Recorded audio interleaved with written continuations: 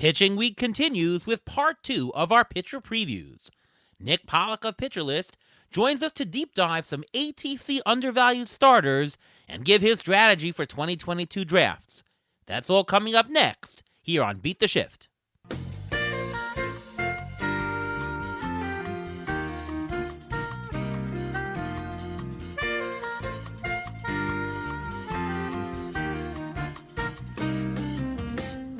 Welcome to another episode of the Beat the Shift podcast, presented by Fangraphs. I am your host, Ariel Cohen, and with me as always is Ruvain Guy. How are you, Ruvain? I'm doing great. How are you doing today? I'm doing pretty good, and we have the very latest FSWA Podcast of the Year, Baseball Podcast of the Year award winner on the show. This is his first show since winning the award. We are so delighted to have Mr. Pitcher List himself, Nick Pollack. Congratulations, buddy. Oh, well, thank you so much. And I gotta say, if there was an award for theme music at the beginning of a podcast, I think you guys would win it. Yes. Just want to let you know that. I don't think I've heard that before. What wasn't here last time I was here? That's amazing. Thank you. Thank you very much. It's incredible. Yes, that is what we went for. Unfortunately, there is no FSWA award for podcast theme song of the year in any sport. Intro music. No Intro. intro. It really should be, though. I mean, that's like Full House vibes, and yes. I'm here for it. Well, we have a little bit of theme music once we do the trivia later in the episode. Hopefully you'll enjoy that as well. But how have you been, Nick? I was excited to come see you down in Florida next week, but unfortunately, because of what's going on, the lockout, we won't see each other. But how you doing? Oh, I'm doing great. And I'm sure we'll catch a game this year. We'll find time. Yes. We'll figure it out, Ariel. I am very upset though. I was saying to you guys beforehand that I have yet to actually sit in on any live auction since I joined Labor and Tout back in 2020. And I thought, oh man, this is finally I'm going to get it in person. Nope, not gonna happen. Tout's also in, is virtual as well this year. So I guess I'm just gonna have to wait for another year to have the true auction experience with Ariel Cohen. Is that a thing? I don't even know if it is. I was just Maybe it is. Maybe it is. It is. It is because I hypnotize the audiences. That's the there it that's is, what and that's how you get all the values. I knew there was something you were doing, Ariel. I knew it. Yep, and next year it is going to be in North Dakota at Andy Barron's house. That is a private joke with us, but there you go. All right, we're going to start the show here. First, I want to talk a little bit about the lockout in our strategy section and how it affects the season. And, we're going to talk about pitchers. Obviously, if the season starts late, what's going to happen is you're going to have spring training is going to be a little bit compressed, right? They're not going to do a whole spring training. They're going to do something a la 2020, what they do. Plus, you're going to have young pitchers with supposed inning caps probably pitching a larger percentage of the season, right? If they're only going to go maximum 120, well, 120 would have been over 162 games, but now 120 innings over 140 games, whatever it is a higher percentage. So that might increase the value. Can you talk about how the spring training is going to affect pitchers and how some of the quirks of going to a shorter season would affect how you would buy or roster pitchers in drafts? First of all, I need to get all of this evil juju out of here, okay? All right, there will be a full season. I will talk to my people, and I'll make it happen. All right? Okay? But right, there is a very good point you're making here saying, look, like spring training we already know is going to be shorter in some way if there is one and how that's going to look. And honestly, I hadn't really thought much about this until, you sent me these notes just because Mr. Optimism over here tried not to do that. Did my ranks, February 8th is when they came out. So I hadn't really adapted for that.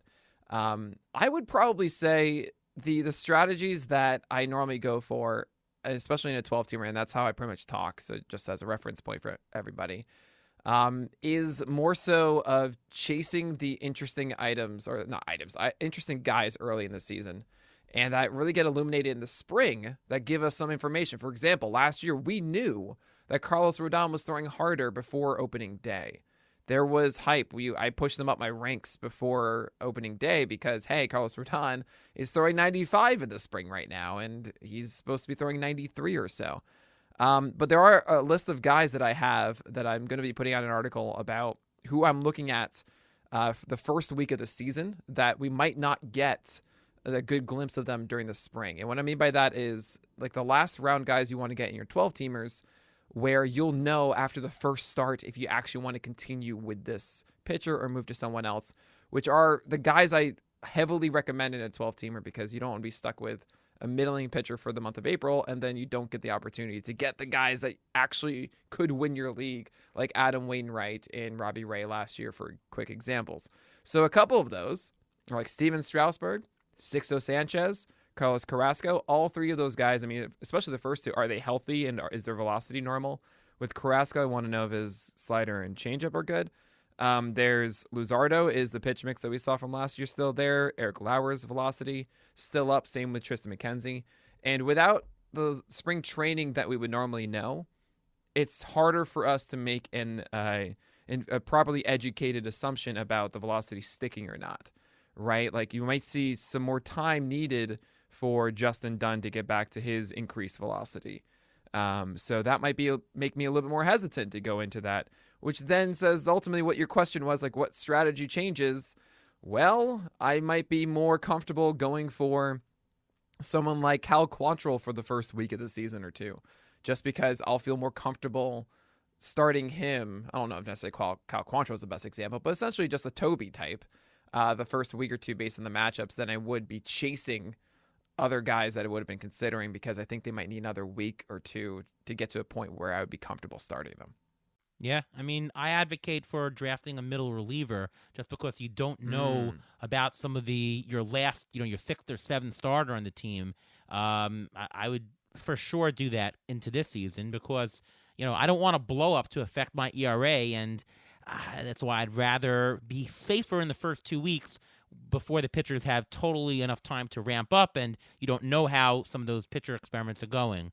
Ruvain, anything to add on this? Yeah, I hope that MLB and the Players Association learned something from the shortened spring training from 2020, that a lot of pitchers got injured from not having the proper ramping up when they were supposed to, and they may actually work into an agreement saying that, you know what, we'll have this agreement, but we want a full spring training because we don't want our players to get hurt. So it's very possible we may have the full spring training, just less games during the course of the season. And how it affects the draft, it makes the top pitchers more valuable because those guys, they're going to get the inning at some point. They're secured spots. You know that they're going to get you those strikeouts because they'll have more innings. So I think those top pitchers actually get more, while the bottom pitchers, yes, you'll get some of the pitchers who have innings limits won't have that issue, but they're going to be the fourth and fifth starter. They're not going to, they may start every other start through the rotation. They may not get up to their full strength right away, so it may play into their usage during the very early part of the season. Yeah, we had on Brian Bannister from the Giants on the show last week, and he was saying that we are prepared, and 2020 was our test case.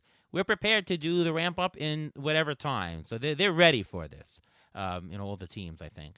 Let's talk about general draft strategy. And we had on Alex Chamberlain last week on our show, who gave us some of his, and I think it's a good question to ask both of you. So, before we get into specific questions, what is your general draft strategy on what you hope to accomplish with starting pitchers? And I would say both for an auction and for a snake draft, because I think it's a little bit different for each of them. Ariel, you can't ask me this a week before our labor draft. Come on, Ariel. Get out of here. No, I'm taking joking. notes. I'm taking notes. First of all, go listen to whatever Alex Chamberlain said and just follow what he said.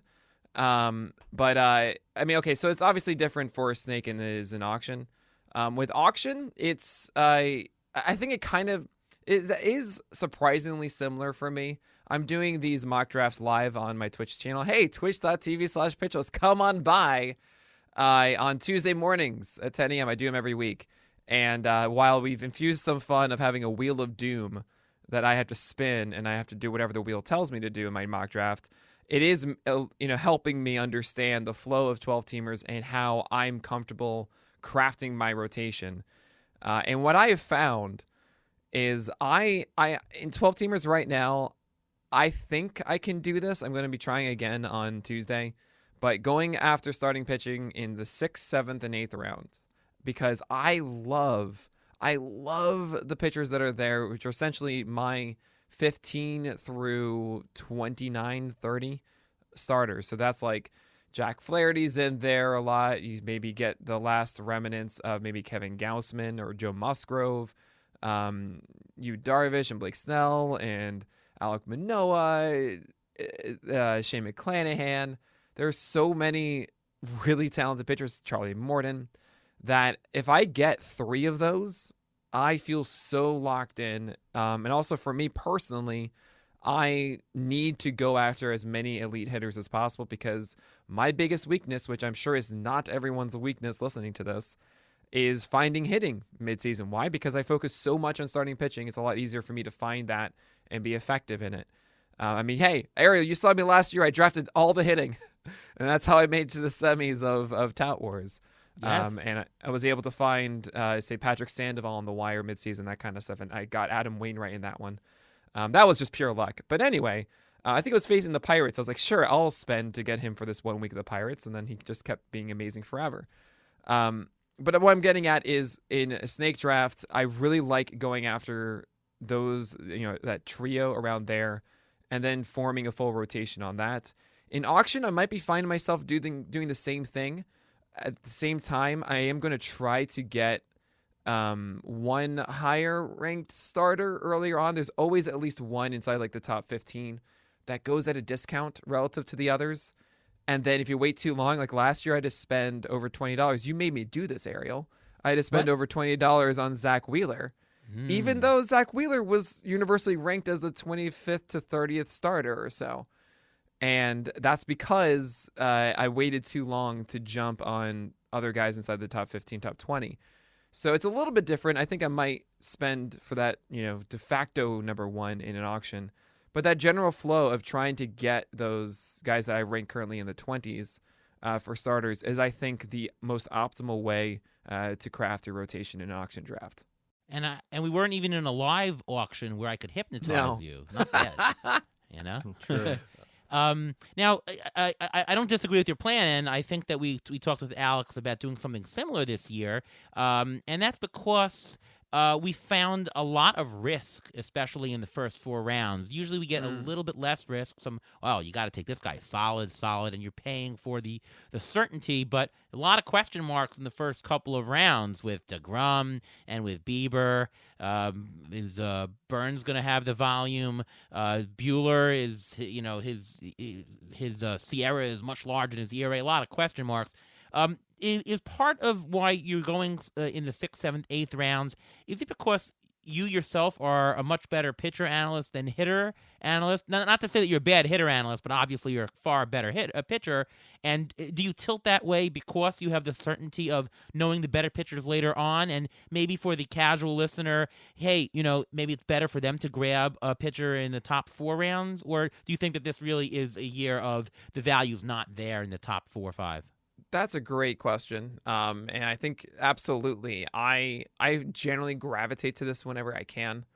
And I have the faith of not only if I, of actually the talent of this area, but also if I don't do if it doesn't exactly go right, I believe that I can figure something out to get back into it. While if I did the reverse with hitting, that I would struggle a lot more to figure out or to fill in the holes that I would have filled. I will say, I am a huge believer in Sandy Alcantara, and I have seen some drafts where he's outside of the top 3 rounds, where a guy like Shane Bieber goes ahead of him. And if I can get Sandy Alcantara comfortably in the middle of the 4th round, if I'm 6th in my snake draft, and all of a sudden the 4th round comes around, there's Sandy, I would be really hard pressed to turn that down. Which I've seen somewhat, like a couple times. I wasn't in that exact position, but I've seen that possibility. And he is the one guy. I mean, I currently have him at 8. I was actually even tempted to put him at 7 above DeGrom just because of the massive risk that is Jacob DeGrom. In my view, at least. I think this is just inevitability when it comes to injury. Ravane, you can probably speak better to that than me. But it's terrifying. And Sandy Alcantara, to me, is a bona fide ace, essentially. It's just we haven't seen it for as long as the others, so I had to put him at 8. Okay, so I have to question you about Sandy Alcantara. Please do. I have him. ATC has him as the number 16 starting pitcher. Understood, because he only had a 24% K rate last year, right? He had a 24% K rate, mostly concentrated in the second half. His swinging strike rate was 15%, which was amazing in the second half, but wasn't great in the first half. His career swinging strike rate has been only 10%. His BABIP for his career is 270. He's lucky. His Sierra is over a run higher than his career ERA. Why are we betting on just a half season of Sandy Alcantara? Because he's the nicest guy you will ever meet, Ariel Cohen. Now, Sandy Alcantara to me. So I'm certainly a believer in tweaks and changes, and and pitchers coming into form. It's something that I've preached for a long time. I remember actually. I don't ever really want to talk about this player, but I remember when Trevor Bauer had an amazing second half and all of a sudden changed his approach, and all of a sudden he had his breakout season the year after. And it's that kind of story, I think, with Alcantara as well, where he went to a slider instead of a changeup predominantly overall in the full season. 24% usage between the changeup and the slider. But Alcantara went to his slider about 32% of the time, and all of a sudden had a 30% strikeout rate in those final 2 months. The dude throws 97, 98 miles per hour with an absurdly good sinker. I had to say it twice because it is that absurd. A 37% O swing on it. It's 71% strike rate. It's so good. And then with that slider, he really took it to another level. And the changeup that he did use about, say, 15 to 20% instead of the 25 to 30% before, is still an excellent pitch in its own right. 45% O swing, 43% zone rate, 18% swing strike rate. I call that a money pitch. And I think he just has not only the repertoire to suggest dominance, but also the freedom to do so. 206 innings last year for the Marlins. The one negative I can understand completely is that he only had 9 wins last year because the Marlins are still the Marlins. It's possible he gets one more win and gets to 10 wins because I think he's going to be overall a better pitcher. So I think Sandy Alcantara, as far as ratios and strikeouts, and you'll be so happy to have him with that slider becoming more of a predominant pitch for him and powered by a sinker four-seamer combo. By the way, the four-seamer had a 13% swing strike rate, and that's really, really good too. So I think we've seen Sandy get better every single year, and this is the year that he truly becomes. Oh yeah, we all understand how good Sandy Alcantara is. So I guess you're the believer that good pitching beats good hitting because he's in a very tough division. The Mets lineup got better. The Braves just won a World Series without Ronald Acuna. Whether they have Freddie Freeman or not, we'll find out. The Phillies have a decent lineup also. That's a very tough division. You're not nervous about that. They play each other, normally 19 times per season. That's about 4 or 5 starts against those teams, and those are not light-hitting teams. That's a very interesting point. No. I do believe, for the most part, good pitching beats good hitting. And quick pushback, but I don't know how much I really believe in. You can argue, he did really well last year despite it. Yes, no Acuna, but maybe Atlanta's losing Freeman, for example. The Nationals are Soto and Soto, and the Phillies, you never know what you're going to get from them. And I think you guys know very well, are the Mets ever actually going to be good? Are they, you don't know what you're going to get on a given night from them as well. I truly do believe Sandy Alcantara being him, it doesn't really matter how the NL East looks. Yeah, no, certainly solid. Very good ATC risk metrics. And the big number you mentioned is over 200 innings last year. It's very hard to find innings, and innings matter quite a bit in fantasy. So he's got a lot of good points. His trend is up and up and up. So I can't dispute that. I'm just hesitant to really bet a second or third round pick on a half a season of eliteness. That's my reserve. Yeah, I get that completely. That's why I have him at 8. I will say this: I can't help myself. It's fantasy baseball, and to me, fantasy baseball is supposed to be one thing, and that's fun. True. I get so much joy watching Sandy Alcantara pitch, and if anybody listening hasn't actually done so, hasn't really sat down and just watched a Sandy Alcantara game, watch one of his double-digit strikeout games from August and just feel the dominance, feel the aura of just suffering that the hitters are emitting going against Sandy Alcantara. It is so much fun. And there's nothing quite like having a guy on your roster that you get so excited that it's Wednesday and you know on Thursday Sandy Alcantara is pitching and he's going to be pitching for my team. That's how you feel rostering Sandy Alcantara. All right, Nick, maybe we'll go to a Met game versus Alcantara this Yes. year. Maybe let's do that. Yes, please. Can we do that? That'd be great. All I right. love it. Maybe we'll get Carrasco again. You never know. Maybe he'll have both his slider and changeup working. That would Yeah. be a wonderful thing. That would be Maybe wonderful. he'll get out of the first inning. That's the best part. Yeah, we saw him throw a bad slider to Yeah. Chris Bryant, I think, and he took it over the That's fence. right. It's like, throw your changeup more, please. And then he did. And he had a decent start after that. That's right. I had Alex Wood in that game, and I was playing you that weekend yeah. head-to-head. Right. And then he gave up I had the win, and then he gave up the home run to Pete Alonso, and that cost me the W. It's the only way that I got to the semis in tout. Yeah. So thank you, Pete Alonso. There you Thank you go. so much. All right. Before we get to our ATC undervalued players, we're going to do the Injury Gurus Trivia of the Week.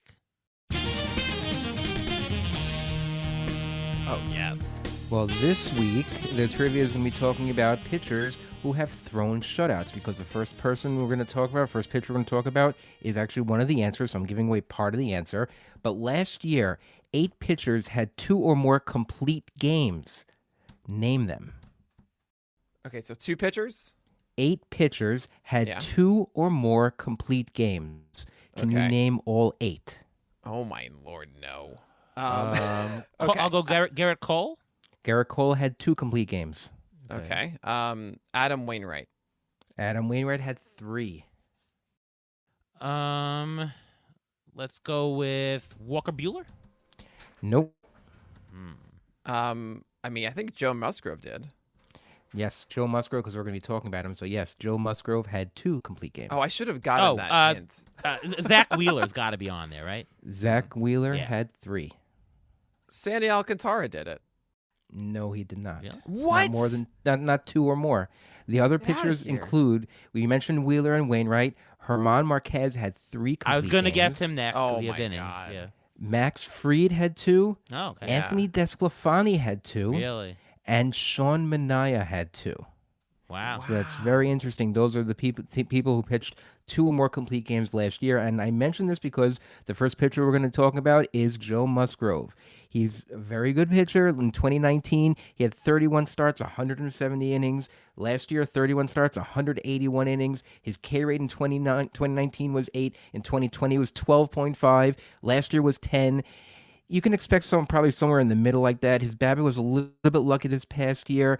But if you notice one thing, I was going through his past seasons, his left on base percentage changed dramatically when he left the Pirates. It was below 70 with the left on, meaning more runs were scored when the runners were on base. When he got to Houston and San Diego, he was stranding a lot more runners. So that's probably why he was able to finish more games. The defense was a little bit better in those places. So I am very high in Joe Musgrove.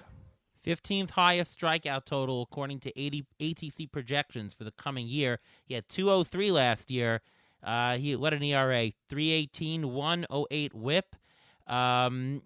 He comes up as a little bit of a, you have to pay a little premium for him, although it relative to what the market is pricing, he's a discount. Like it's, the market is a little bit high on pitching for that range, but he's one of the better ones in that range. And it's exactly in your wheelhouse, 6th round, roughly, Nick. Oh, yeah. He was much better in the first half than in the second half. It looked like he was getting tired. I'm going to think that it's getting tired, not that he was just worse. Like I think maybe if he wasn't fatigued, he would be the same pitcher. Do you get that? Do you think that he can do what he did in the first half and complete that for the whole year? It's kind of funny. 2019 and 2020, I remember distinctly being seduced by Joe Musgrove's Septembers. And always thinking, I remember 2019, he had this really nice September. I'm thinking, maybe I'm back in for 2020, even though he's still on the Pirates. And then it's 2020 is that year. And then September, he does really well. I'm like, I might be back in the next year. And then all of a sudden, 2021, he's on the Padres now and has his 3.18 ERA and 1.08 WHIP. And by the way, you mentioned that it's in my wheelhouse. I just got to say, it's really nice to have a wheelhouse. If anybody says hey, that is your wheelhouse, you should feel good about that. Yeah. Okay. I just want everybody listening If you have a wheelhouse, yeah, that's great. Good for Yeah. you for having a wheelhouse. But yeah, with Musgrove, so in those seasons, he never really tired out, right? 2019, for example, 170 innings in September was fantastic for him. So I'm not too concerned about 2021 being a major stamina thing for him, that he wasn't as good in August and September. 181 innings. I kind of see Musgrove as, I would be targeting him as my SP1, honestly. I might actually be moving Musgrove up, I think, to 18 is what I've been saying lately, above Chris Sale for me. He Wow, has a slider okay. and curveball that are both phenomenal, and he combines to throw them over 50% of the time. I think, if anything, for Joe Musgrove, he can be better, whereas cutter, four-seamer, and sinker just get hit way too hard. It's a problem for him, but the slider and curveball are just that good that it allows him to get through a ton of starts pretty easily. He's just trying to sneak in the four-seamer and sneak in the cutter and get some strikes. I think he can improve on them. I think he can. It used to be an offering, at least the fastballs were, that got him through games really effectively, especially for the Pirates. And I think he can return that with the fastball, with a four-seamer more specifically than the sinker. Well, the cutter, just please don't allow home runs. That would be really nice if you can do that, Joe Musgrove, one day. But yeah, I just think the slider and curveball are such amazing offerings for Joe Musgrove that they're going to continue to drive him through innings. And I will say, traditionally, with secondary pitches, you do see lower strike rates, something around 60%. It's harder for them to get them. Seeing the slider at 68% strike rate last year is excellent. And I see that near a 30% mark. I wouldn't be surprised if he throws a slider closer to 35, 40%, as he does pull back maybe on cutters and four-seamers. Yeah, no, I think he's got tremendous upside. And, ATC actually has a very low intra-projectional standard deviation. Projections agree on this guy. And they agree that he is, at least that value and a small bargain relative to the market. I like Joe Musgrove a lot for this year as well. What about similar... I'm sorry? Disagree with me. Please just disagree. So I know in labor we can cut a deal. Well, we disagree about Alcantara. You can have him. I'm not touching him. Yeah. Okay, great. Wait, we're also in tout again, right? We are in both leagues. That's right. Oh my God. Why do I have to go against Ariel? Jesus. I have to go against you. No, I'm not the one who has won multiple times and has an FSWA for Writer of the Year. So you know what? I gotta figure this out. I gotta give you some lies here moving forward. Keep you on your toes. All right, Nick Pollack, your next lie is Kevin Gausman. Similar in value and similar in relative value to Musgrove. It's funny, Reuven and I are in a home league, and we have a choice to keep for the same price, Kevin Gausman or Joe Musgrove. We're debating. I think it's going to be Joe Musgrove for us, but I think Kevin Gausman would still have been interesting. 30% strikeout last year, 227 strikeouts, walk rate under 7%. He is moving to a tougher park and a very tougher division. That concerns me. New team, new contract, always concerning. He does have a lot of innings. He will pitch a lot. Low inter-projectional standard deviation, so projections agree. So I think he is a good buy, but I do prefer Musgrove to Gausman. Your thoughts on him, Nick? I mean, I actually kind of want to hear why you're going Musgrove over Gausman. Is it really just because of the division? Division a little bit better. They're very similar. I mean, to me, this is a hot spot. If I'd be happy to take Musgrove or Gausman, gun to the head, I'm taking Musgrove only because he's $1-2 more, on my ATC list. But honestly, it's a hot spot. It's the wheelhouse for you, and I kind of think that if it's up to the spot and you say, all right, I'm going to give you Gausman, great, I'll take him in the same spot. Okay, well, first of all, never gun to the head, never introducing violence. Oh, okay, yes. I hope that you'll just answer the question without a threat from me. Yes. But no. So I actually really like Gausman a lot, and I know there is that fear of the AL East. I will say that we've seen Ryu have a ton of success in the AL East. We've seen Robbie Ray have a ton of success in the AL East, specifically in Toronto. And when you look at the skill set of what Gausman brings to the table, I understand how hard it is to really grasp and predict next year. But essentially 2020 and 2021 were really similar as to what he brought to the table. And the fact that Gausman did this for 2 years and what this is, is a harder fastball. So we're talking 95 miles per hour as opposed to the 93, 94 that we saw before on his four-seamer. But also an elite, and I mean the highest strike rate you will find on a fastball at 75%. And why that is so important is because it doesn't get crushed a ton. It only had 255 batting average allowed. It did allow a decent amount of hard hit percentage, hard contact percentage last year, but the results were good enough that it allowed him to get to his splitter. And it's funny, we just talked to Alex Chamberlain, and the whole joke is, Nick, why do you hate splitters all the time? And I generally do when it's your number 2 pitch, because splitters are the most inconsistent pitch in baseball. It's just how you grip it. They generally create blisters, all this stuff. The only exception I make is Kevin Gausman's, who's had unbelievable consistency with this pitch throughout his entire career. Always above 20% swing strike rates, always super low batting averages allowed. All of this stuff has just always been amazing. And what do you know? Last year, it was still amazing. So I see a guy who has a better fastball at setting up this elite splitter once again.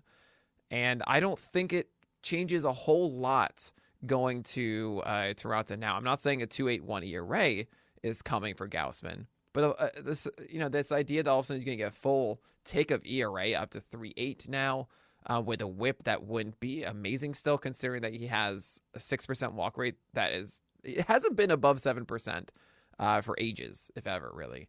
And I don't really see Gausman changing much with the whip. So I love this. 192 innings last year. He's going to be on a winning team in Toronto as well. Sure, you can add a little bit more ERA, but I think he's going to be really, really good for you. And I'm in. Do you prefer Gausman or Musgrove? I prefer Gausman. I Okay. think that the foundation is a little bit more stable with what Gausman has done, because he's done it not only in 2021, but did it in 2020 as well. And for Musgrove, I really like the slider. The curveball's a little bit worse, but still good. But the fact that the fastball, four-seamer, sinker, and cutter for Musgrove are still a work in progress pulls it back just a little bit. I mean, I think I have Gausman at 12, and I have Musgrove now at 18. And they're in the same tier to me. There's all these guys. There's like Giolito, there's Flaherty, there's Lynn, there's they're all great. So you should really feel upset about oh, that's what you meant by hotspot. Yeah, Yes. absolutely. I got you now. Hotspot is when you have a couple of similarly valued players that are for slight bargains, that the theory is that I don't know who I'm going to get, but if I have 4 or 5 of them in that spot, I'll get one of them at that ADP, and I'd be happy because it's a bargain. Yeah, the trick is at an auction, let's say there were 5 of them, you go and target the 3rd or 4th, because by the time the 5th comes around, then everyone's paying for it. Yes, exactly. Ruvain, your thoughts on them? Yeah, remember the last time Gausman wasn't good was when he was in the AL East. Yes, he was on Baltimore, and yes, he's learned how to pitch since he left there, but still, there is a psychological aspect to this, and that he didn't perform well, playing at Yankee Stadium and at Boston and stuff like that. So that may still be in his head. Yes, he's a different person. It's been years since then. He will still get those strikeouts, and I still like him. I'm not going to not pick him because he's moving to the AL East, but I prefer Joe Musgrove more just because he's not in that division, because I think Musgrove's in a better division for him. Hey, I think that's a really good point. There's a thing we say on our podcast, which is Alex Think Fast has arrived whenever you talk about the mental part of the game. I will counter it by saying, would Kevin Gausman sign with the Blue Jays if he still felt that it affected him? I think he signed where the money was. It's not. That's fair enough. I don't, because he is 31. He signed a 4-year deal, a 3-year deal. Yeah, he's not going to get another big payday coming up after this. So but you got to surely take where the money someone is. else offered it. But maybe not. Yeah, maybe that's like, I really don't want to be in the AL East, but the Blue Jays gave me that much money, so fine. And the Blue Jays are an up and coming team, so he thinks that he can get onto their coattails. Maybe he thought that the Giants overachieved last year, which they probably did just a little bit, and he just wanted to not necessarily jump ship, but to get onto another train that's speeding ahead. Sure, and I don't know if you realized though it was in Canadian dollars, so so it's not as much money as you thought. I'm kidding. True. By the way, guys. Higher tax rate also. Yeah. But thank you for the train metaphor. Good one, Ruvain. No problem. Before we do the next one, I usually don't do this, but we had on Nick on our show last year talking about this player, and I just want to play the clip of what you said about him last time. Oh, yeah, I didn't like him at all. Nick, what are your thoughts about Sean Manaea? Are you interested, and where am I wrong? I don't really care for Sean Manaea this year. I mean, and a 12-teamer, right? I understand 15-teamer. I think there's a little bit more value. I think he's very borderline of what I call a Toby, which if you don't know a Toby, he's someone who you work with who gets the job done, but you don't really like him. And that's obviously Toby from The Office. And Sean Manaea is going to be teetering with your waiver wire, I think, a lot in a 12-teamer because, I mean, he doesn't strike out guys. 20% rate last year and near 17% 2018. He had that really weird blip when he came back for September in 2019, but that was not stable. We all knew that. It's about 20 innings or so. Well, he had a 26% strikeout rate last year for 194 strikeouts. So ATC projections 1, Nick Pollack 0 for Manaea. No. Okay, so hold on a second. Two things. Two things I want to tell you. One, I knew that that's not a surprise. Gotcha. I said beforehand, oh, yeah, I was out. I think I had him at 86 entering last year. Yep. Not going to run away from that. I will tell you that through his first 9 starts last year, when I said he was teetering with the waiver wire, so this is after his start on May 18th, Sean Manaea had a 4.41 ERA and a 1.33 WHIP, okay, with a 23% K rate. So think about yourself in the league as a manager. You would have dropped Sean Manaea. I mean, that's just what would have happened, and it would have been the right thing to do given the entire history of it. We didn't know that all of a sudden Sean Manaea, a guy who had a fastball averaging around 90 miles per hour for ages and was still there for most of the season in the beginning, was all of a sudden by the end of the year having starts at 93 plus, right? And that's what changed all of a sudden. I actually got to talk with Andrew Triggs over the offseason. Go listen to the Talking Pitching podcast. It's awesome. And he talks about his shoulder when over time, even though he came back from pitching, there were times that he still needed to heal his shoulder, and he wasn't still at 100% until later on. And that was his guess about Manaea, who he still talks to, that he needed more time to recover from his shoulder injury, and that's why we saw the increased velocity in the second half. So it made me a little bit more interested about Manaea maybe into this year and believing possibly that the velocity on that sinker can be legitimate. But yeah, I don't run away from that clip. That was good. That was right.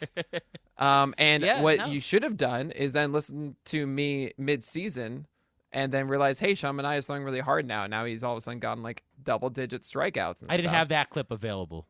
That's unfortunate. But yeah, that's all of a sudden changed Manaea. But at the end of the day, it was still a 3.91 ERA and a 1.23 WHIP, which is kind of close to the Toby, not the 26% K rate. But for this year, you're wondering, hey, so how do we feel about Manaea? I don't know. I don't really want to go after it again. I mean, I would if you say, hey, Nick, you get Sean Manaea on your team and it doesn't cost anything. I'm like, absolutely, let's go. Let's do this. What if you split the difference between what he did in 2020 and 2021? Is that, if you split the difference, you still get something decent. I mean, that's like a 24% strikeout rate. And a 12-teamer of a 4.20 ERA is what that is. And I don't want that. Okay. Not even for the jokes. I don't want that. So with Manaea, I will say this about Manaea. He kind of, I'm going to add him to the list of these, I guess it's not late, but the guys that I'm very curious about the first week of the season. Because if Sean Manaea goes out there and he's throwing 90, 91, I'm disappointed. But all of a sudden, if it's like, no, 92.4, Nick, on that 4-seamer or that sinker, I'm like, yeah, you might still have it here. He's the type of player that spring training would be very important for you to look at, right? Exactly. Okay. So I'm curious about Manaea. I don't think the changeup and curveball are too exceptional for me to say, like, no, that's what's going to save Sean Manaea. I mean, he did a really good job of getting strikes with his changeup last year, about a 70% rate versus the 62 and 66 that we saw previously. That's good. The curveball, 13% swing strike rate, but he got strikes with a 31% CSW, good called strike rate on it.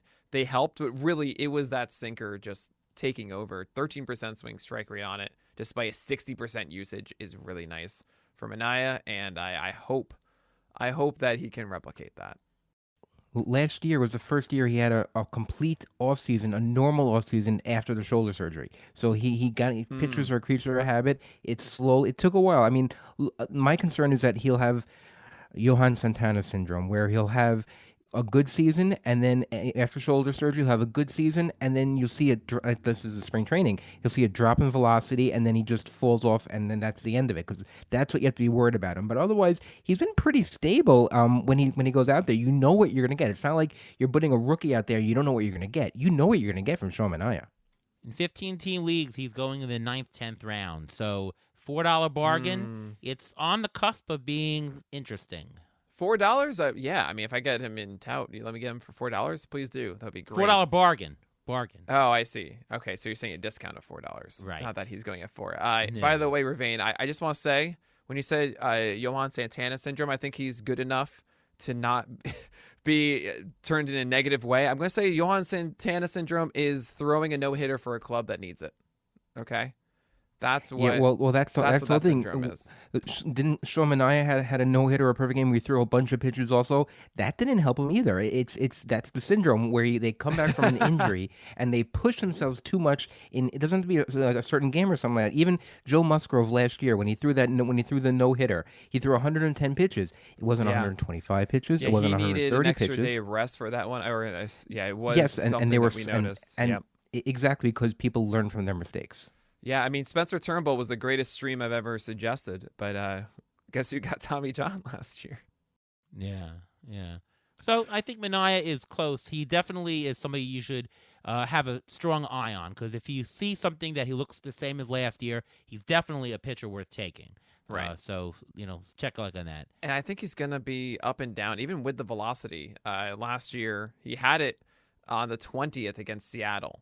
Right, but he gave up 4 runs then, and then it dropped in the last 2 starts. It was closer down to 91, but he did well in those 2 starts. So you don't really know. It's an up and down, almost undulating like a sine wave for Sean Manaea a bit.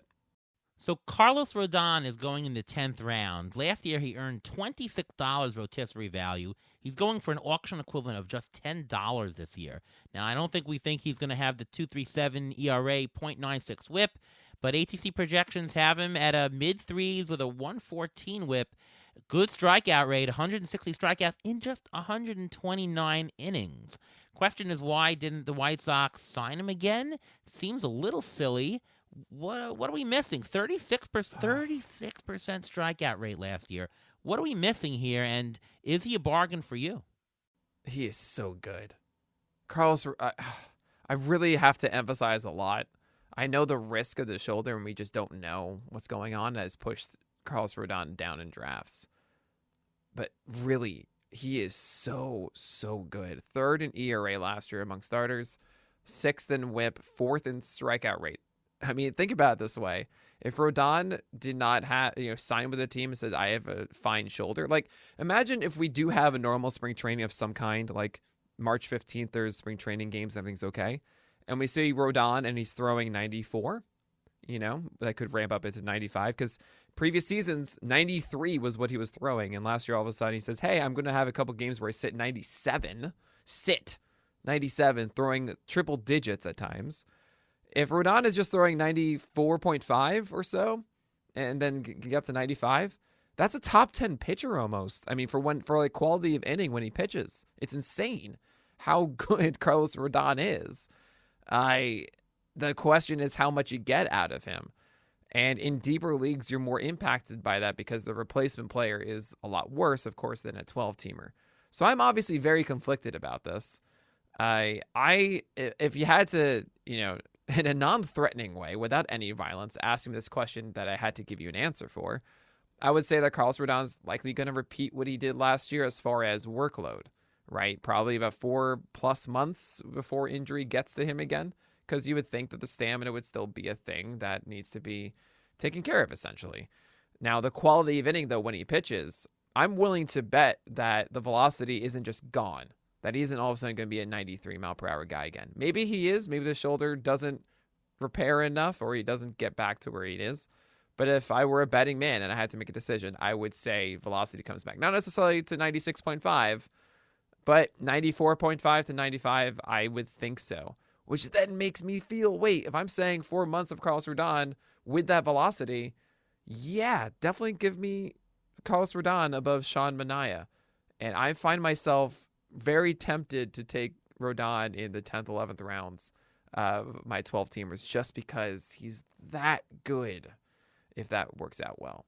And ATC is showing a $15 value in less than 130 innings, so you're also getting the replacement level stats value on top of that. I mean, he was a little bit lucky last year, 82% strand rate, 267 BABIP, which is low but not that low. He has a bad ground ball rate. That's a one chink in the armor, but I mean, he's great. $5 bargain in the 10th round. I mean, to me, there's another hot spot here with Rodon and Minaya. Ruben? He had Tommy John surgery in May of 2019. He pitched 42 innings over the course of 2 years of 2019 and 2020, and 132 innings last year when he started getting shoulder fatigue. If you want him for 132 innings or 140 innings, that's fine. But where you're getting him, you sort of want more because his inning value is high because he will get you a lot of the strikeouts. Now you mentioned that he's throwing harder. He's throwing 2 miles per hour faster ever in his career. But that's after Tommy John surgery, and it led to shoulder fatigue. So is he going to do the same thing this year? If it does, it may lead to the exact same issue again. I'm a little nervous, and I think that's why. And Carlos Rodon, they kept trying to ramp him up, and then he had a setback. Ramp him up, and then he had a setback a couple of years ago. And I think the White Sox they were nervous about it. That's why they let him go. So now I have an actually interesting question. If you're in an AL only league or an NL only league, do you touch Rodon or you just leave him because you don't know where he's going? You don't know how many innings he's going to get. I mean, you know he's good, but how long will it last for? So I'll say this. In an AL only, if you know he's on an AL team, I can't really tell you about the odds, the 50-50 there. But if it's a Roto league, yes, I'm in. If it's a head-to-head, no. Because I would say when it comes to Rodon this year, I'd say it's a lot more likely that he's injured in August, September. That's when he's missing time because we think this is just a fatigue thing. I wouldn't be surprised to even say he's coming back from Tommy John, and he just hasn't thrown 180 innings for a while. His shoulder wasn't ready for that. It makes me even think that maybe it's a shoulder fatigue and less of an actual damage, which means, he just needs off-season rest. He needs to, space out the starts a little bit better through the year, and he might be able to throw 140, 150 as opposed to 135 because, he's ramping up again, right? But, I mean, look, the fastball, it's not just like it's 2 ticks. He went from a 6% swing strike rate on his four-seamer to a 16% swing strike rate on his four-seamer. It's crazy how good it was. And I can't... I'm an addict for this, guys. This is my favorite thing in baseball. Or, guys I had ranked outside initially the top 100 or so that all of a sudden show up doing something different and just dominate the sport. And that's what Carlos Rodon did. And I don't know how to value a potential top 10 pitcher. Not even top 10, top 5 with this late in the draft, like how we should weight that versus the potential injury that we think is going to still persist. It's a really hard one to answer. And I think it's based on your style as a fantasy manager and how you want to position yourself, entering opening day. Well, certainly if we think it's just a matter of the risk is the number of innings, it's worth taking. If it's does he pitch at all, that's a different story. Sure. If we think we can get 110 innings out of him, it's probably worth that risk, Yeah, I would think so. Before we do our next one, I've got a bonus trivia question here, and I do them in Z-score style here. Can you name all of the pitchers, and there are 5 of them, that ATC projections project for a Z-score of at least positive 0.1 in both ERA and WHIP? So not just above average for the player pool, but even slightly more, at least a tenth of a standard deviation above in both ERA and WHIP. I'm very big on it's more important to draft the ratios than the strikeouts, because the strikeouts you can get from volume. You can roster a 2-star pitcher in a given week and pump up your strikeouts if you've built up your ratios. So 0.1 or more Z-score ERA and WHIP projected for at least 140 innings, so some sense of volume, and going after pick 75, so 6th round or later in a 15-team league. Who are the 5 pitchers that qualify for that? Well, Okay, so the one, I'm not going to say one because I assume it's the next pitcher on the list, which makes a ton of sense in my mind. So I'm not Okay. going to take that one. I'm not going to take that free space on the bingo card. Okay, I'm going to get my bingo on the far right column. I'm going to say Charlie Morton is there. Charlie Morton, number 1. Very good. Yeah, I love Charlie Morton this year. I really do. I understand the whole shin injury or the fractured shin. What is that exactly what it was, Leg. Ravane? Yeah, for fractured lower leg. Yeah. Ugh, God, wow. And he pitched through it, by the way, for like Unbelievable. half an inning, didn't he? Yeah. Yeah. Oh man, but he's so talented. I mean, the cutter wasn't as good last year, but didn't matter. The curveball was amazing, and the fastball got a ton of called strikes. You said 3.4 ERA, is that right? Plus, it's an ERA of at least 0.1 Z-score or greater. So I can't remember the exact ERA equivalent, but it's at least the top 40th percentile of the league, something like that. League active player pool. Is one of them John Means? No. Yeah, the ERA is gonna be too low, I think. Yeah. The And whip, by the way, good. Rodon would make it if not for the innings. We'll Yeah, have projected for right. I'm trying to think about it. This is tough. Okay. Yeah. No, you don't have Stroman up there, do you? No. Yeah, because the whip should be down. Stroman there. Do you still have Wainwright because of the defense in St. Louis? No, I don't have Wainwright on this one. Man, okay, I'm trying to think outside the top 75, but maybe it's like right around it. So maybe Darvish could be there. Nope. Nope. Too many home runs. Oh man. Is I told you I Joe was bad Ryan at there? trivia. Is Joe Ryan there? is not there. No. Barrios. Barrios is too high in the ADP. Yeah. Oh, okay. Well, I don't even think the ratio stuff too, man.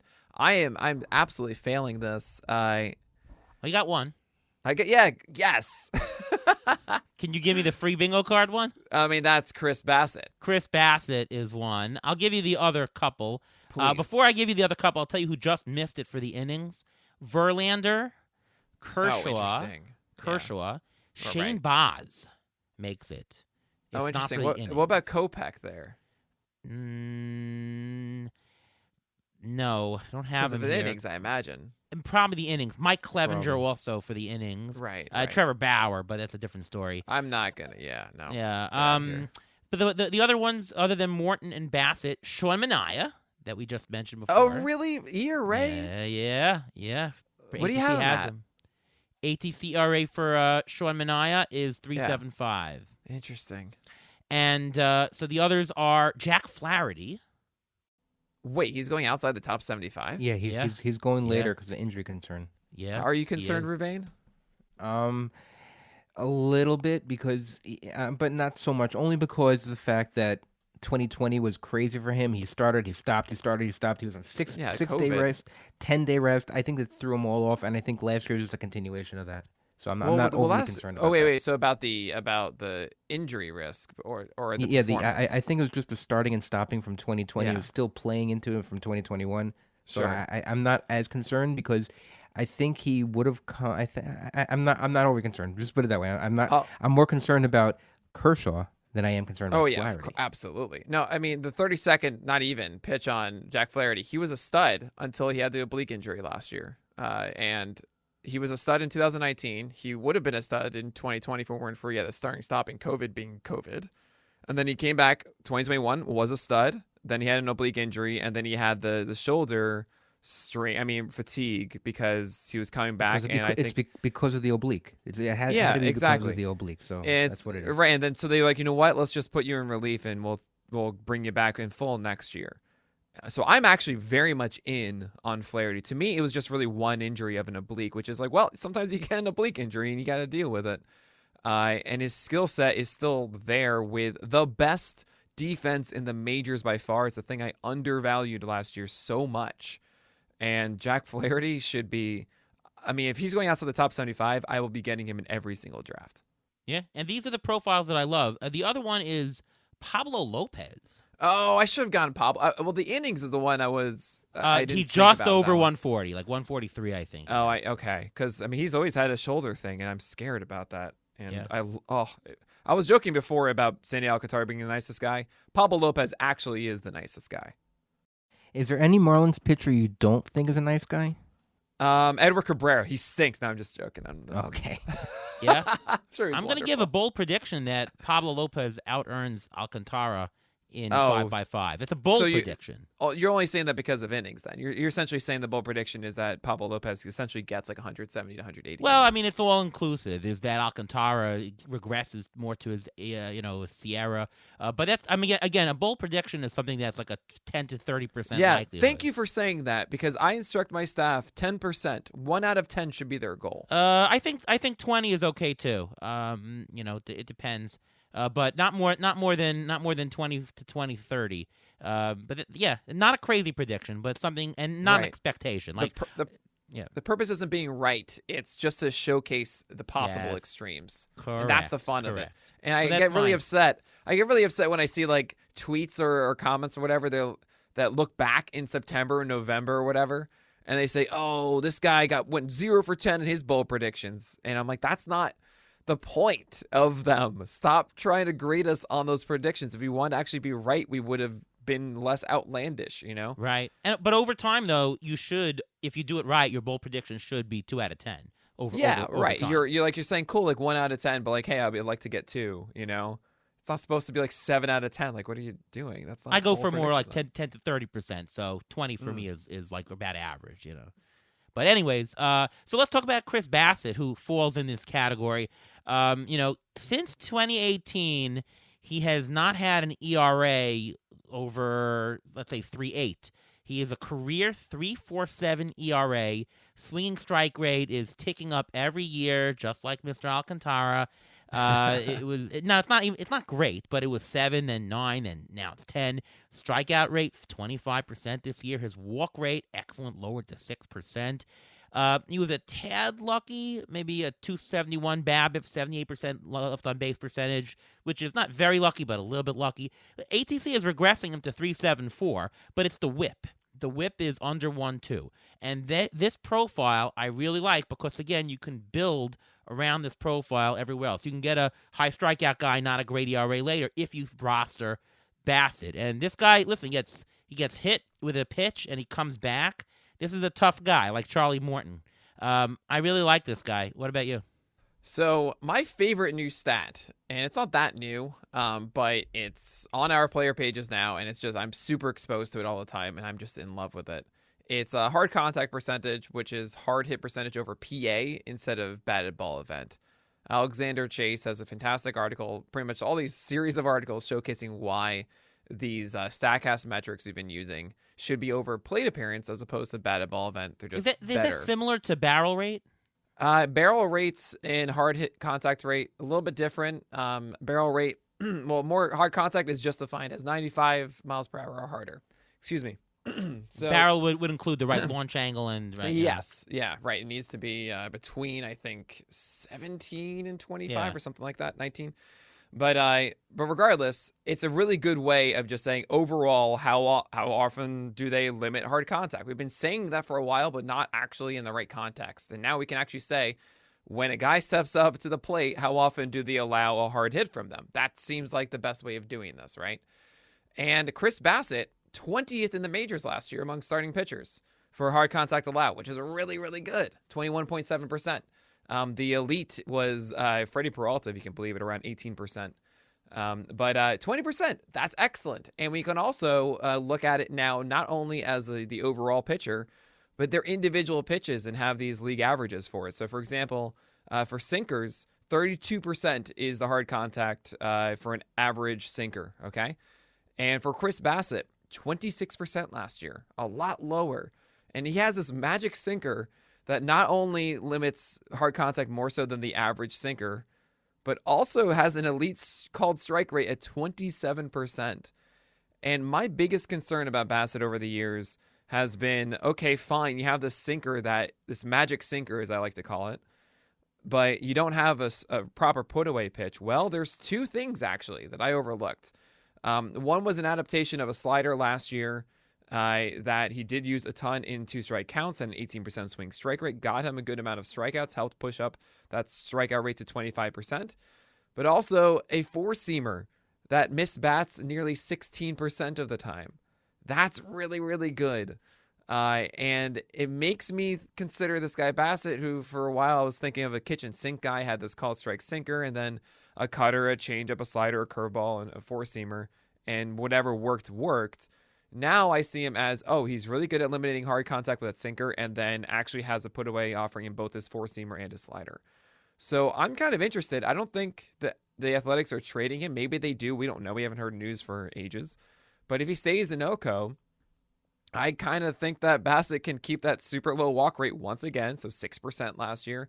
Last 4 years are 7%.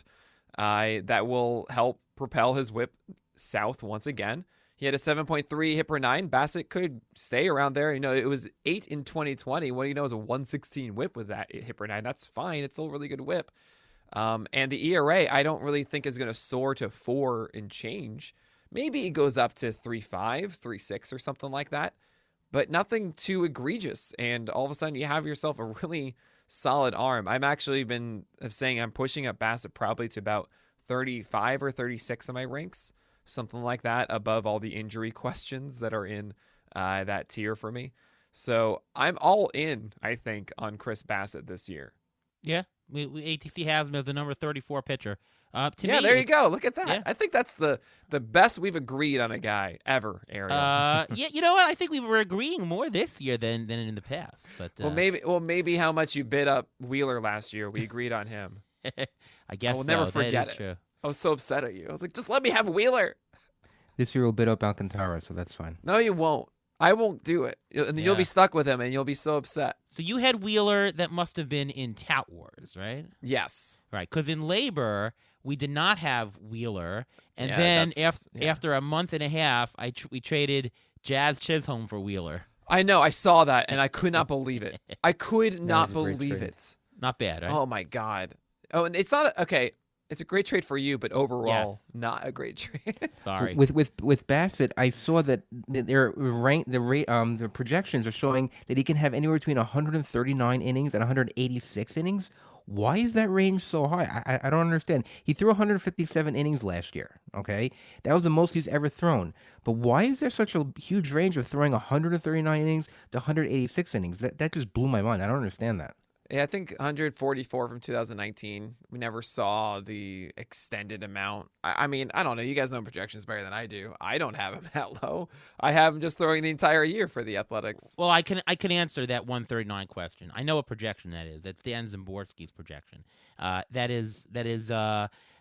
It's one of the reasons why you shouldn't use the Zips projection straight for anything that you do in fantasy. Instead, if you use the Zips DC, the depth chart projection, that has 171 innings for him. He has some kind of weird way of doing it where he calculates something, but those innings are very poor to use. So ATC actually throws that number out because those numbers don't matter for him. Wow. Yeah. But yeah, there we go. Two more pitchers I want to touch on. One is Bailey Ober, who has gotten helium in the fantasy community, but not in the mainstream NFBC where these ADPs come from. 17th round, but ATC says he's worth a couple of rounds better than that. And ATC is usually not high on these prospects, but they are not very high, but definitely higher than the market on Bailey Ober. We're talking same ratios as last year, 4.16 ERA projection, 1.2 whip. Again, at that price point in the 17th round, that is excellent ratios. And the strikeout rate is about a K per 9, maybe a tad better if he has a little bit of improvement. The big thing for me is the walks. He's not going to hurt you that much because that walk rate has been really good, and it seemed to stick last year. I think that in the 17th round, that is a good gamble either way. I think Ober is definitely a good pick. Do you agree, Nick? So first of all, I want to thank you for skipping the guy before him. I just don't want to talk about that guy, but I do want to talk about Bailey Oberizzi. And he's called that from me because he throws elevated four-seamers like Jake Odorizzi does, and I kind of dig it. He's got a really, really good four-seamer. The question is if the slider is going to take that next step or not. And we actually saw moments last year where Oberizzi's slider came into play down and away, and it was glorious. It was so wonderful when that happened, but it was inconsistent. And I don't know if we're going to see it right away. I think given, I always call him Oberizzi. I can't not do it now. Anytime that he, okay, I'll say this. I don't know if he's going to take the next step for the Twins next year. The walk rate seems good. I'm generally cautious of rookie pitchers of 90 innings or so, or a little bit lower. Like, I think of Dane Dunning, for example, in his 25% K rate when he first came up, and we were all like, oh, maybe he's going to be a strikeout guy. Then we all forget who Dane Dunning is now on the Rangers. And so I don't really know if Bailey Ober, given the lack of depth in the repertoire, how easy it is to jump on. Say like Alek Manoah, though, I feel a lot more confident in what he does, given that he has 2 elite pitches. We know they're elite, and I don't expect that to change, kind of. So it's just one in this four-seamer that isn't nearly as elite as anything we've seen. But if the slider does become that proper complement, it does improve the four-seamer as well. So maybe that can jump from a 12.6% swinging strike rate, which is kind of pedestrian. Well, I mean, it's above average relative to everybody's four-seamer, but when it's a number one pitch and the thing for a guy, 12.6 is good, but it's not like, oh man, I got to call my mother. Then, hopefully that can take another leap if that slider comes into fruition. I don't know if it will. The Twins aren't going to win a whole lot. Maybe they will. Maybe the offense is okay enough. It's the Central. You never know what's going to go on the AL Central. Bailey Ober is someone for a 15-teamer. I'm fine at like the end of it. But yeah. I feel kind of I wouldn't feel great starting him a lot in April. I want to kind of figure out who he is first. Interesting. He pitched combined with the minors. He pitched 108 innings last year, and again, the lockout helps. If there's a month off, again, whatever his innings, which might be just under 140, let's say, for example, if they pushed him 30 more, it's going to be more of the percentage of the season. So I like him even better. But you're right, 12-team league, maybe not. Although maybe he's a streamer in a 12-team league, let's say. But in a 15-team league, I think he's a good value. Ruven? I'm going to throw out a bold prediction here now. I think Bailey Ober will have the most fantasy value of any of the Twins starting pitchers this year. How about that? Okay. Is that very bold? Last year, well, considering he hasn't pitched had many starts, like I mentioned before about the Twins starting staff, it's a very weak starting staff. So just to pick a random person, I'm not saying he's random, but to pick him, you could have picked Dylan Bundy. Dylan Bundy's there. I mean, you could think Bundy's going to have more value than Ober. I don't think so. I think Ober has a better chance because he pitched 92 innings last year. His K rate was 9.3, but in the minors, he never had a K rate of less than 10, which means that he does have the capacity to be that big strikeout pitcher. His fastball was on average like 92, his slider at 81, a curve at 75. In case you don't know his repertoire, that's what it is. He's not going to overpower you. He plays for the Twins, which again, they're not going to be that good. They're not going to get a lot of wins, so you're not going to get a lot out of there. But he can be a sneaky guy to get strikeouts. He can be a sneaky guy very, very late, and you can pay very little for him. Now, again, I keep bashing the Twins here. I have to say, I don't hate the Twins. My favorite player growing up was Kirby Puckett, okay? I don't hate the Twins. I just think they're in for a stretch where they're not going to be doing well. That's all. And I think the best pitcher on the team will be Joe Ryan this year. Yeah, okay. It's so interesting. Okay, I'm not going to... I don't know how I feel about this. Dylan Bundy... And Ruvain, I actually want to hear a little bit more of your thoughts here because Dylan Bundy's slider is elite still. Please don't make me puke. Don't make me puke. Well, I'm just gonna tell you right now, Bailey Ober and him have something in common in that they both have a curveball that they throw for called strikes very effectively. And what happened last year was that Dylan Bundy actually wasn't bad for like a good month of the year, and then he went on this really weird, all of a sudden, just terrible stretch, and then he got hurt, and that was Dylan Bundy's season. And 2020 was excellent. And there's a part of me that thinks, hey, the Twins, well, they got Kenta Maeda from the Dodgers. And what did they do? They said, oh, you have a really good slider. Throw that a lot more. And all of a sudden, Maeda became like a 40% slider guy and had success doing that. They didn't have a slider as much last year and so on and so forth. They got Tommy John. But I can see Dylan Bundy pushing his slider above 30% and actually even closer like 35 and maybe even 40 or so in Minnesota, and there actually being some sort of renaissance once again. I'm not going to rule it out. I think you're right, Ariel Cohen. Joe Ryan seems like the most finished product of the lot, but I will say that none of them have two pitches I love. All of them have one. Bailey Ober's four-seamer, Joe Ryan's four-seamer, and Dylan Bundy's slider. And to me, I haven't drafted a single Twin yet because of this.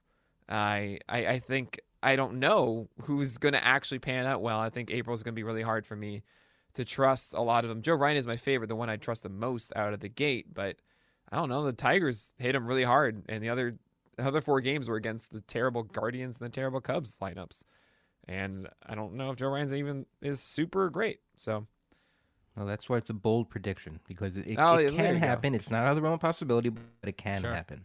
Sure. I would say bold prediction, Dylan Bundy is better than any pitcher on the Royals. That's not even that bold, is it? No, that's not really, no. Yeah, it's not that bold. Barrett is the best player on the Twins and the best player on the... Oh, I can't say Tigers. Can I? Oh, man. Best pitcher. Eduardo Rodriguez. Yeah, I know. Eduardo Rodriguez kind of messes that up. But maybe Eduardo is like actually still a 4 ERA guy. I'm not going to rule that out. Possible. Well, Dylan Bundy had over a 6 ERA last year, so let's. Yeah, well, that's why it's bold, Ariel. Okay. yeah, that is true. Final pitcher tonight. This is a little bit deeper. Chris Paddock, who has been one of our favorites over the years. 26th round in the NFBC, so we're talking a waiver. We're talking a bench pick in the NFBC 15-teamers. He's swinging strike rate 11% recently, strikeout rate 24%, great walk rate over his career 5%, which is wonderful. Career SIERA of 393, which is pretty good. Whip career 113, I believe. So he's got he's got the tools. He's done it in the past. Why has he gone astray, Nick? And do you believe in him for next year?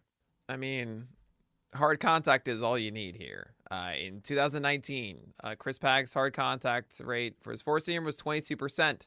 2020, it was 41%. 2021, it was 35%. With this changeup, 19% hard contact in 2019. Then it was 22, and then last year was 27.5. Something's going on here. There's been a lot of talk about the spin axis of his four-seamer. That is essentially the active spin has been worse because of how it's coming out of his hand and all of this, and it just makes for a worse fastball. Maybe that's it. Maybe that's why it's getting hit harder. I don't know. A pick in Paddock is faith that all of a sudden he'll get back to those 2019 numbers of limiting hard contact. I think it's a major stretch at this point. We were also hoping entering 2020 that Chris Paddock's curveball, or actually really entering 2021 as well, that his curveball will also become a bigger pitch for him and he'll get the right shape for it. Yeah, no, not at all what happened. The curveball is still a really bad strike rate, which is actually even worse in 2021 with just a 50% strike rate, which is very low. You always want to see above a 60% strike rate at the very minimum. So, yeah, Chris Paddock, he's also the 6th guy right now for the Padres. I very much prefer Nick Martinez, who the Padres just got. I think he's actually kind of a sleeper right now. Might as well just take a chance and see what he's like in the first week or two. But I don't really love this. I don't believe that Paddock is going to look anything close to his 2019 self, and that has me very scared. Yeah, to me, he's a matchup play at best right now. Ruben? Yeah, his injury aspect, he did receive an injection to his elbow right before the season ended, around the end of September, beginning of October, and he was expected to make a full recovery from a slight UCL sprain with a 6 to 8 week period of rest and followed by rehab. Is that elbow still going to bother him? Probably. I mentioned this in the podcast previously. The Padres don't have a great history dealing with this type of injury. We'll just look at the Nelson Lamet, and he had setbacks, and now they also have to deal with Clevenger as well, who's coming back from the surgery as well. Paddock, he was a little bit unlucky. His strand rate was at 60%. I don't know why that happened. It could have been that, again, just a hard hit contact again. His home run to fly ball rate, though, was cut in half from last year compared to 2020, so that's good. So, you don't know his exact role. He may be a bulk reliever type guy where they have an opener and he comes in the middle. He may be that type of guy. I don't know if he's going to be what he was in 2019. I think that ship may have sailed, at least until we know that he's fully healthy. So I'm a little nervous getting him. If you want to take a waiver on him, he's costing almost nothing now. If you want to take a waiver on him and hope that he hits, fine, because he's a guy you can drop first or second week in the season. We got ship imagery. We got train imagery. Good stuff, Ruvain, today. No, and the plane of the fastball is not what you want it to be. Yeah, There we go. All right. Well, for the next podcast, I'll drive a Porsche here, and then we'll be fine, right? Oh yeah, there it is. Let's do one very or two mailbag questions. Sure. Daniel asks, which SPs outside the top 50 in ADP have the highest chance of finishing as top 20 end of season? What say you, Nick? So top 50 ADP of pitchers. Not like not overall 50. Yeah. Okay. Yeah, 50 in pitchers. I guess. The highest chance outside the top 50 ADP. Okay, so I don't know exactly who is there. Wainwright? Yeah, Wainwright probably. I mean, to me, it's you need volume.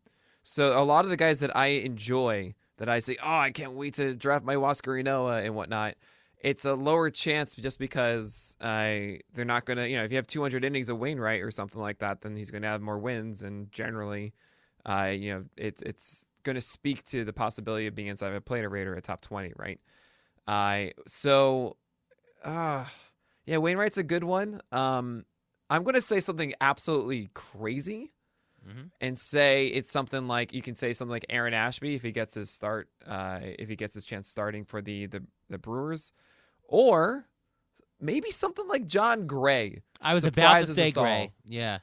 I'm really excited, honestly. I mean, I could be really stupid, and it could Patrick look really Sandoval dumb. also, you would say. Oh, right? I mean, the Panda, yes. Irish Panda, as I said. Then I said add an extra A accidentally, so now he's Irish Panda to me. Yeah. But John Gray's a really fun one there. There's Josiah Gray, too, who's also super nasty and does a lot of fun stuff. It's just command as a question. What about Corey Kluber? Corey Kluber was picked up by the Rays. The Rays know what they're doing when it comes to pitching. They're not going to let him with the volume. No, I think the annoyance of how they use Corey Kluber, and the problem with Kluber last year is they didn't have his cutter. The breaking ball was good. The velocity in the fastball was still a tick down, which wasn't helping anything, considering it wasn't good beforehand. But the cutter used to be the strike-getting pitch for Kluber, and it really wasn't there consistently last year. The changeup got better, but there's a lot to fix here with Kluber. Let me throw out Alex Cobb. That's interesting. Giants, new team, can fix them. I'm gonna say it again, like I did. I saw Casey Bubba mention this. And I couldn't agree more. Robbie Ray. Well, maybe that's Patrick Corbin if he can find a way to get his strikes with his fastballs while reducing its zone rate. It's kind of crazy to me. When Patrick Corbin was doing well in 2018, 2019, his zone rate on his fastball was under 50%. But the last 2 years when he was struggling, zone rates were above 55% on his four-seamer. Yeah. And I wonder, can he get his strikes with his sliders and get back to that place? Because I think that's really the problem, is he just got clobbered with his fastballs. How about maybe Corbin can do it. Noah Syndergaard, also possible high upside option. No slider or curveball being thrown by him. What about Domingo Germán? Yeah, I'm so conflicted about Domingo Germán. I mean, one thing from an ethical standpoint, but I do wonder how the Yankees are going to use that rotation. There's also like Nestor Cortez in there. I think he has an inside route ahead of Germán at the moment. Then, of course, you have Tyone coming back from injury, I think, within a month of the season starting with that ankle injury. I hope that's the case. Yeah. And He's then you can already. think that also some starter will get signed by the Yankees as well. Then there's also Luis Gil, who can maybe show up again in season. So I think it'll be really hard for Germán to get enough innings. What are some late pitchers? AB asks, what are some late pitchers in quality start leagues? I'm going to say Marco Gonzalez. Yeah, well, that's the signature. Yeah. There's a group of I don't know what to call them. They're all four-seamer slider guys. They're just fine.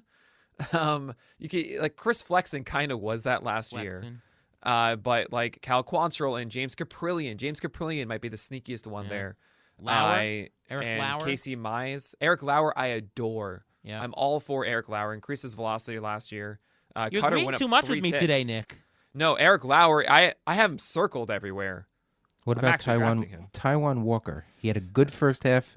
Yeah, bad second half. Oh boy. It's because he doesn't have anything except those four-seamers. He did increase the velocity a tick last year, but on the four-seamer, but the slider, curveball, whatever else, splitter, it all, isn't very good.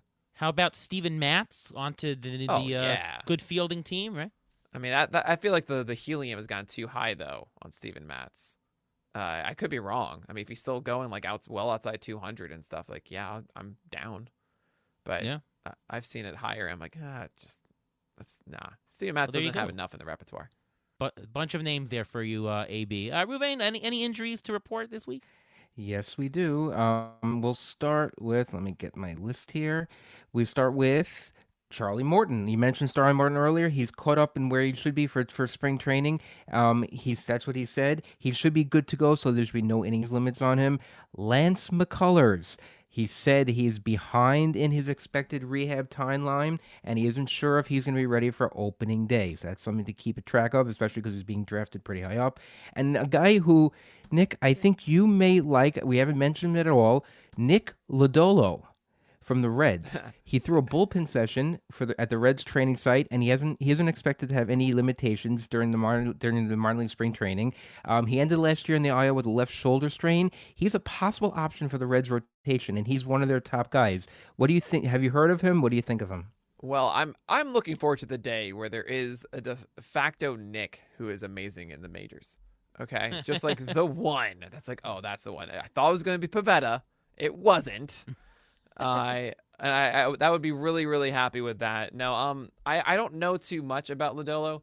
I will say that Nate Handy, one of our prospect experts here at Pitcher List, has him at number 5 among the top 100 prospect pitchers.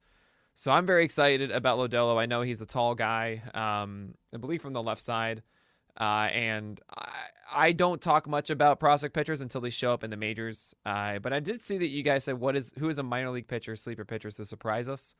Lodolo was one of the two that I was going to talk about. The other one, Reed Detmers. I don't want to forget him because curveball for strikes and sliders missing bats last year when he had a good start against the Astros, and still really young. The first round pick for the Angels back in 2019. We might be seeing Detmers pretty soon. So I'm curious about both of those guys. Great stuff. And you did have Lance McCullers Jr. on your award-winning podcast just a couple of weeks ago. Great episode. Check that out on the Pitcher List podcast. Thank you very much. He's amazing. What a dude. I love him. Great show you did there. Great show there. Thanks, Ariel. Yeah. Well, that is the end of our show. This was an action-packed show. We went through a lot of names there. And we agreed a lot more than usual. I'm surprised. But I'm just giving you a false sense of security. That's all it is. Yeah, just a couple of weeks, Nick will face off against us. Labor at Tout Wars. Looking forward to that very much. And, what else you got going on? You got PL7. Why don't you tell everybody what's going on with you? Hey, y'all. I'm Nick Pollack. We have a lot of things. We just redid our site. We think our player pages are as good as you'll find anywhere. And with a lot of amazing granular pitch data you won't find anywhere else. It's all StatCast data, so you can trust the data. It's really cool stuff. Just look up any player on our player page at pitcherlist.com. But yeah, we have a ton of podcasts. We have 2 feeds now. So we have just general baseball podcasts if you just want to hear about the sport, and on the fantasy lens as well. I have Twitch streaming and all of the amazing stuff. I mean, we have everything. Just come on by to Pitcher List. Come on through. Get PL Plus. Hang out with us in our Discord. Win your fantasy leagues. And do it with all smiles on our faces as we talk positively and for the fun and passion of baseball. Ta-da. A lot of fun there. And follow Nick at Pitcher List on Twitter. Ruvain, what about you? You can follow me on Twitter at MLB Injury Guru, where I tweet out injury updates, everything I mentioned in this podcast, as well as others. I also have a weekly article on Rotoballer in season discussing injuries, next player up, and how long the players will be out for. I'm Ariel Cohen. You can find more of my work over at Fangraphs, over at Rotoballer. ATC projections are up on those 2 sites, plus at CBS Sportsline. Check them all out. You can follow me on Twitter at ATCNY. And you can listen to us every week here on the Beat the Shift podcast presented by Fangraphs. We're coming to you a little bit earlier in the week this week here. No Friday regular podcast, but we gave you it earlier in the week on Tuesday. And that's because Ruben and I are preparing. We're going to be in the war room when we usually record to try to win and take down another expert league or 2 here. So we'll see you the week after. But enjoy, guys, and good luck in your leagues. We'll see you next time.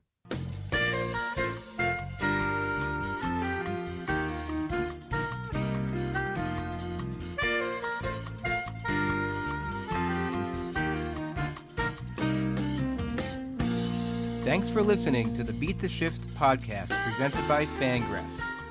Follow us on Twitter at beat_shift_pod.